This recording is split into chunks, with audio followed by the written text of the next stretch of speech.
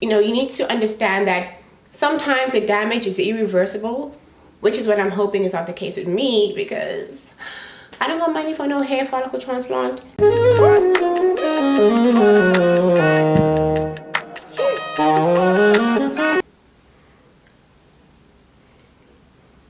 Hey guys, and welcome back to Her Hair Glory, because a woman's hair is her glory. If you're coming back to my channel, thank you so much for all the support. And if you're clicking on my channel for the very first time, I hope that you really like what you see and that you actually hit the subscribe button. And please do leave a comment. I really appreciate it. If you have any feedback, tips, positive feedback, positive criticism, please do leave it in the comment section. The more engagement I get on my channel, the more my channel grows and is shown to more people. Moving on to today's video. So I came across this video by MARIAM MUSA. MARIAM MUSA, she is a beauty lifestyle YouTuber, vlogger, Instagrammer. So ever since I've known her, I used to know her, I used to watch her for makeup, and then she branched into doing hair. So when I say hair, it's the weaves and the wigs. Like, she shows you how to lay your wig, and she knows how to really snatch a wig down really good. So MARIAM posted a video talking about how she cut her hair, because she said, this is the title of the video: "Gluing my wigs made me shave my hair, my big chop journey." So she's talking about how she had to cut her hair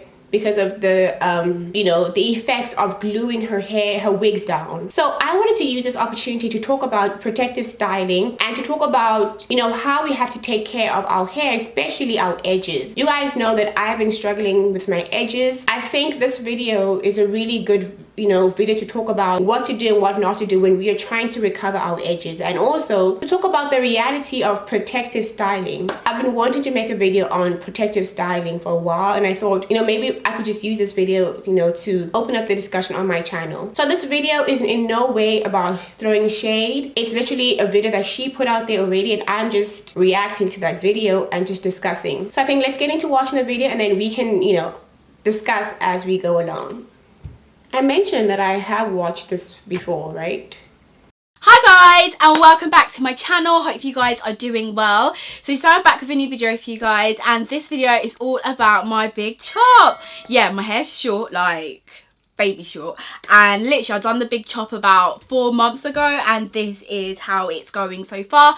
And I done the big chop like a proper shave, like I shaved it off. I'm gonna insert the video now so you guys can see. So as you guys can see from the video, literally I went from having hair, yeah, I had hair, to just going completely bald. And to be honest, it was like a weight had been lifted off. It just felt so nice. When you just shave your hair, it's like, I don't know, it's like imagine you're like a butterfly coming out of like a cocoon. It just felt like that, like the weight had been lifted off, and it was like, right, I'm starting my journey afresh now. So I done that. The reason why I decided to do the big chop for me was because, as you guys saw from the video, I had hair, but the side of my hair wasn't growing at all, and I realized because of I used to do pick and drop back in the day, the glues on the actual edges. So guys, I just wanted to also come on here, like, I really relate to what she's talking about, because with me, the sides of my hair also struggle to grow. But I want to just point out one thing, is that with alopecia or with balding edges, thinning edges, there's two types. It's either chronic. If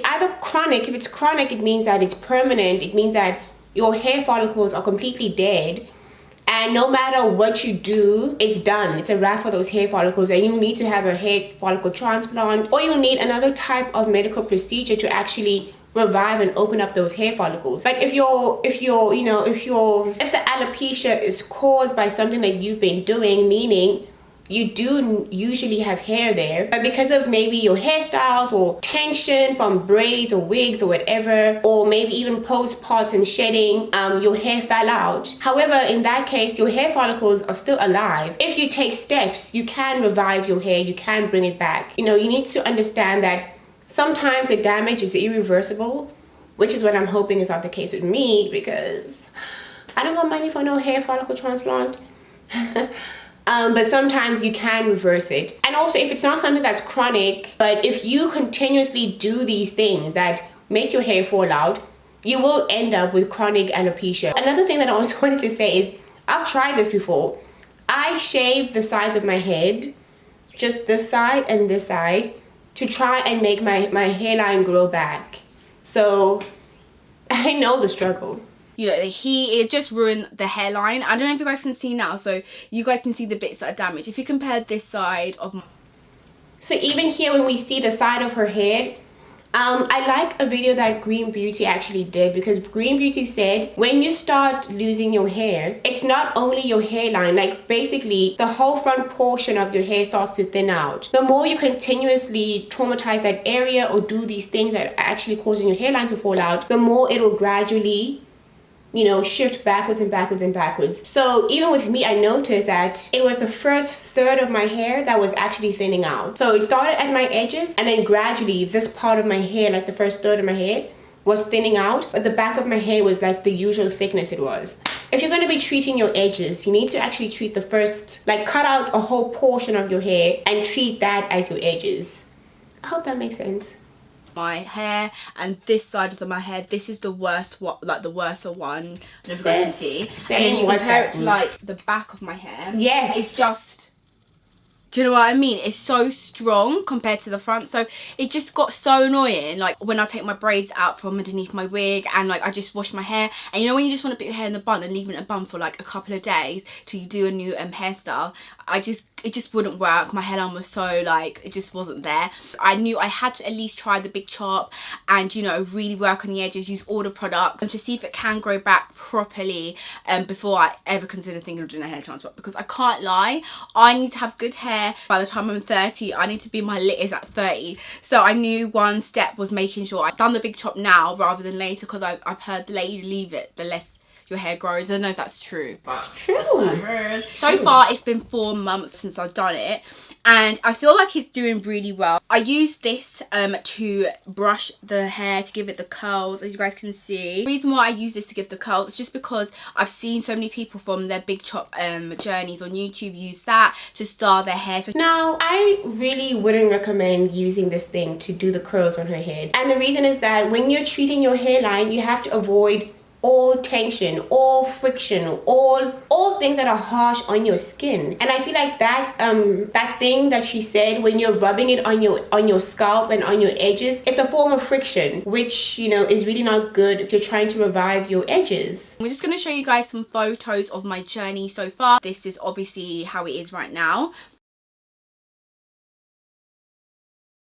It looks like the front part, you can see where the hair has started to grow back, but I think what she has is chronic alopecia. So I thought that she was getting ready to lay down another wig. In fact, the first side, the first picture, I thought she had a wig cap on. That's literally what I thought. Because I'm like, what is that? What's that line? Why does she have a wig cap? And I'm like, but why is that line there? So yeah, it's been like a really good journey so far. I am very proud of my edges. Like honestly, I know some is still a little bit bitty, but I do feel like it will grow with time. I just got to be patient about it. Like honestly, guys, with this thing, you really have to keep hope. I'm only laughing because I'm literally in the same boat as this lady, guys. It's not even shade. Like, we are in the same WhatsApp group, and she's right. Like, that's why I also realized with my onion juice treatment, even Green Beauty says that this is not something that you can just do for a couple of weeks. Like, you literally have to do it for months and months and months. However, not only do you have to keep applying oils, doing treatments, but also how you handle your hair also counts, which is where I just wasn't really feeling MARIAM MUSA. Like, we'll get to it though. Just got to be patient about it. I think I talked about my hair a couple of months ago with you, sort of explaining how I had this like dark line across my head. So basically from wearing wigs and stuff, I had a dark line and it just really irritated me. It started on this side of my hair, and I just thought I must use my hot comb to burn it, and it's a burn. But eventually it became like a full-blown line, and I'll show you the photos of it so you guys can see it across my head. And I realized that it was just like a lot of glue and the alcohol. I think the alcohol like burnt my skin or something like that, because this is part of her brand, wearing wigs constantly. So she's constantly in wigs doing this. And what really concerned me is that if the alcohol could leave that line, it means that the alcohol basically burned her skin. I think it also burned her hair follicles. Like, that's really, really sad. When I was using Got To Be spray and gel and ORS and stuff like that, it never was it just, I never had a reaction. But I've only started recently using glue consistently with my frontals, so I think that's the case, which is, you know, it's really annoying. But honestly, like, I'm not upset with how I look now. I wish this side was a bit longer, but I'm not upset, and I was able to wear makeup and still feel quite cute. You do. So yeah, it's cute. It's me starting all over again. And I was just like, do you know what, I need something where I can still wear my wigs whilst I do work, whilst my hair's growing, but still be able to take it off at the end of the night without having to do that process of taking your wig off. And I thought after a while, and for me, like, that's where I was just like, what? Like, that doesn't make any sense to me. I mean, to me personally, because it's like, if this is the thing that caused your hair to get damaged, and this is the thing that caused your hair to fall out, then why would you still want to be wearing them? And the thing is, I also had to have that conversation with myself, because I'm also someone that wears wigs. I wear wigs and do the braids and all of these things, and I'm like, if I really want my hairline to grow, the bottom line is that you need to leave your hairline alone. You can't afford to have tension on your hairline. You can't afford to have friction. You can't afford to have any kind of rubbing and all of these things on your hairline when you're trying to revive it. No matter how many oils you use and how many this and that, if you're still putting friction on your hairline, you can just forget about getting your hairline back. But she's saying, like, she thinks that she can still wear wigs with, you know, while she is like trying to, you know, revive her hair. And this is where she talks about this new product that can let you wear wigs without gluing it. It already feels secure, and what I love about it is the fact that it grips on very well. If you want as well, you can put foundation on the actual band, but I don't feel like I need to. And I'm just going to apply my new favourite wig on top, just to show you how easy and convenient this has been for me. I took out some of the beads in my hair just to show you guys. This is how easy it is, guys. Like, I've literally just popped the wig on. It feels so secure. Girl, like, for me, I get it. I get that she has, you know, I mean, I guess she's in a between a rock and a hard place, because this is how she makes her living, is by doing these kind of reviews and wearing all different kind of wigs and stuff. But if you saw this wig fix thing, it's a ribbed kind of plastic thing that has little dots on it, and you still have to wear a wig cap. And the thing is, those little dots are also causing friction on your hairline. The wig cap, the stocking cap, it's supposed to protect, but it causes friction. And then putting the wig over that also causes friction, and it's like, there's just no way. I just think if you're gonna be trying to save your hairline, guys, you cannot be wearing wigs. Like, you just can't. Especially if it's very severe, like in Mariam's case and in my case, where it is quite severe, and I'm really trying to save and awaken those hair follicles, there's just no way I can still put any kind of friction on my hairline. It's just not gonna work, you know?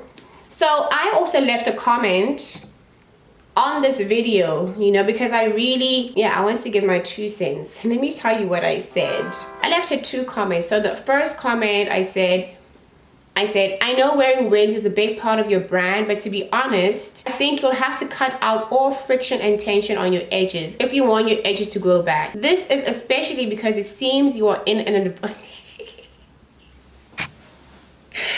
oh my god, people on YouTube really just be giving all kinds. Look at me acting like her doctor. This is especially because it seems you are in an advanced traction alopecia. Watch Green Beauty channel videos on restoring your edges. I am in the exact boat, sis. And if the onion juice, aloe vera, and rice water treatments don't work, I'll have to say for hair follicle transplant. And that got over 1,000 likes, and people were going off in the comments. But basically, guys, that was what I said. And I thought, you know what? This could be a great video for my channel to talk about this, because there is a correct way of protective styling and not a correct way of protective styling. Most of these styles that we have, you know, been used to doing, they just damage our hair. Like, I always wore wigs saying I'm protecting my hair underneath. Yes, the back of my hair was protective, but the front of my hair was being eaten away. And having a wig on for several hours, honestly, it kind of even cuts off the blood circulation, because there's always something down on your scalp here. How is blood gonna get there? And another thing is that some people can wear wigs for 25 hours a day and nothing's gonna happen because they have such strong hairlines. Genetics definitely also come into play here. Like, I have several friends, they could do the most tiniest braids, keep them in for 6 months, and, you know, even if their hairline is affected, by the next week their hairline is back like nothing happened. I'm guessing with MARIAM MUSA, probably she'll just end up getting a hair follicle transplant, because if she continues to wear wigs and do these things, there's just no way her hairline will fully recover, you know? Because I get it for her. This is her brand, this is her image. That's how she makes her money, is through wearing wigs. And also with lockdown and stuff, staying indoors has really helped, because like I don't have anywhere to be, so I don't have to worry about wearing wigs. But now what happens when I need to go out? Maybe on a special occasion, like I'll wear a wig once. But this thing of wearing wigs every single day, every week, for me, it's just a thing of the past until, yeah, it's a thing of the past until my hairline recovers fully. And even with that, it's like, I don't think I can be wearing wigs as much as I was wearing wigs before, because I'm just gonna undo all the progress that I've done. And I don't even know how, like, yeah, it's gonna be tricky. But for now, the bottom line is, while I'm in this recovery stage of trying to resurrect my hairline, I can't afford to put any kind of friction and tension on my hairline. That's just how it is. So anyway, guys, I hope you have learned something in this video. Yeah, guys, tell me, what do you guys think of this video? What do you think of MARIAM MUSA's doing the big chop? What do you guys think of protective styling? Do you guys think the protective styling that we are used to doing is actually protective styling? Do you guys have any other kinds of protective styles that you do that actually protect your hair, including your hairline? So thank you so much for tuning into my video, guys, and I'll see you in my next one.